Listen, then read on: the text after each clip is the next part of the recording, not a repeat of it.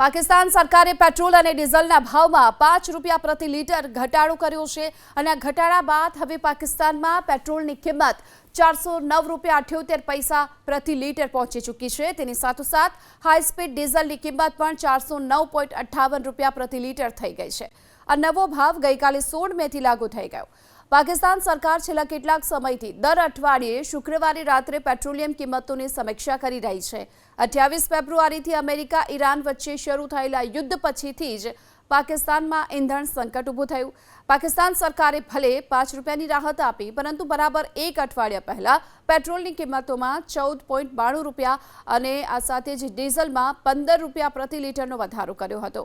28 ફેબ્રુઆરીએ યુદ્ધ શરૂ થયાના તુરંત જ સરકારે 6 માર્ચે પેટ્રોલ ડીઝલ 55 રૂપિયા પ્રતિ લીટર મોંઘું કરી નાખ્યું અને બીજી એપ્રિલે પેટ્રોલમાં 43% અને હાઈ સ્પીડ ડીઝલની કિંમતોમાં 55% વધારો કર્યો।